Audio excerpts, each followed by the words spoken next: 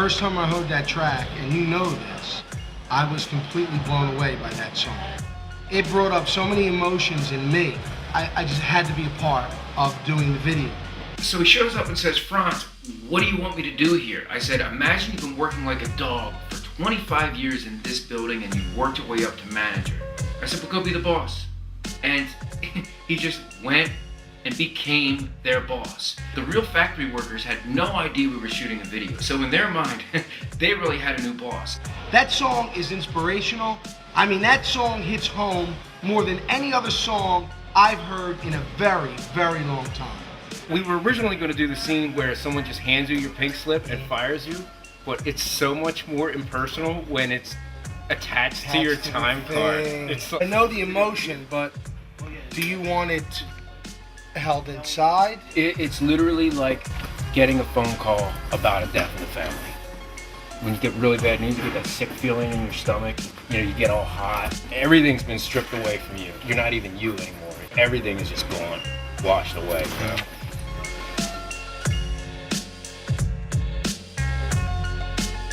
I mean, listen to the lyrics of that track.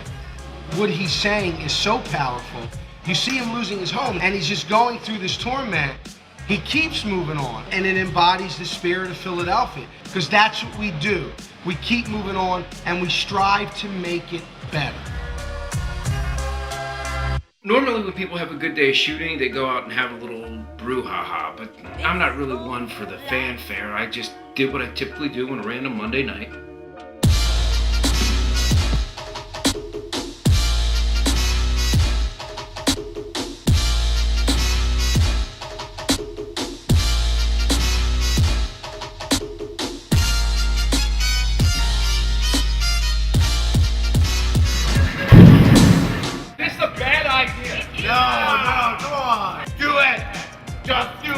By the way, for those of you who can't recognize him, that is Rob, who played one of the cops who evicted Tony Luke. It's coming. It's coming. 3, 2, 1.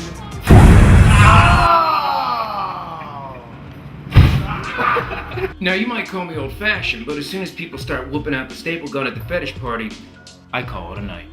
Seriously, just take all the staples out of his head. Just take them out. Just take them all out. They gotta come out. Oh my God.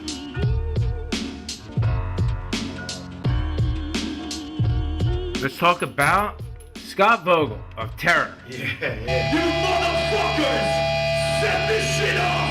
No one stands still! Push it away! When you love doing something, people can see it. And he loves what he does. And he lives for what he does. And he lives for music. I was just a huge Terror fan. I'm just a huge fan of his band. We met through mutual friends. Hit it off like that. He has a very, very, very old school philosophy on friendship. Like, he's ride or die for his friends. So I knew if I called him in, he would do whatever it took. Dude, if ever I was humiliated as a filmmaker, and you know I get humiliated all the time, Sure. It was the day Scott Vogel showed up, and here's why. So Scott was coming to Philadelphia to play the tragic part of the veteran who lost his leg in a war and became homeless. So he plays a show in Buffalo, New York, stays up all night to drive to Philly, only to find out that the hospital we were supposed to film in canceled on us, so the replacement is just a corner of our warehouse painted white. I mean, I knew it was going to look good on film, but he didn't know that. Would you think that that would look good on film? So apparently with our prosthetic limb gag here, we have to use toilet paper to stuff it, and we're currently out. So if you have to use the bathroom, I am sorry.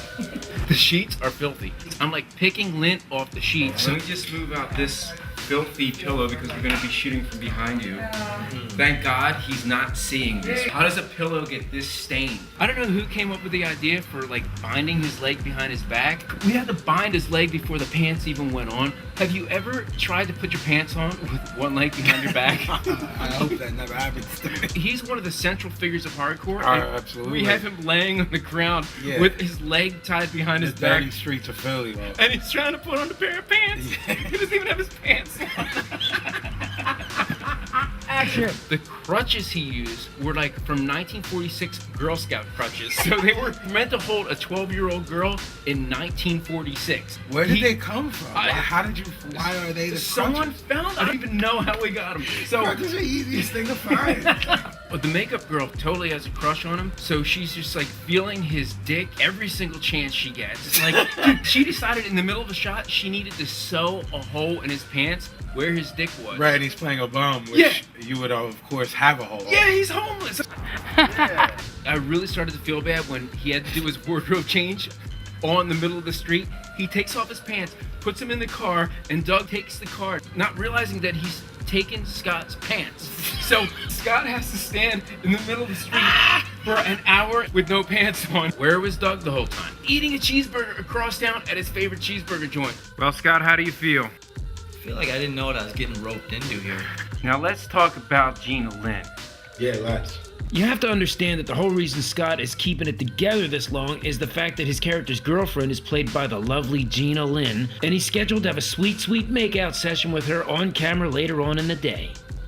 And for those of you who are going to sit there and act like you don't know who Gina Lynn is because you're sitting with your mom, she is one of the most powerful and popular women in the world of adult film. The sad part is he couldn't even enjoy his romantic scene with Gina Lynn, and here's why.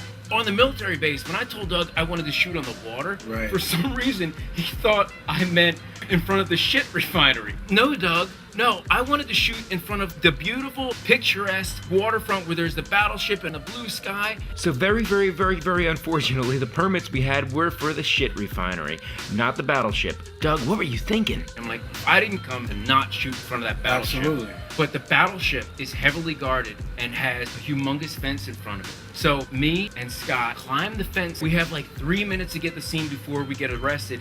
So he got one kiss and didn't even get to enjoy it because the whole time he's just scared he's gonna get thrown in the brig. Yeah. Scott Vogel, I am sorry. Straight up. I am not Vogel. I fucking love every minute of torture you went through. Payback's a motherfucker. I don't know precisely what I'm paying you back for. Yeah, what did he but do to you? Nothing.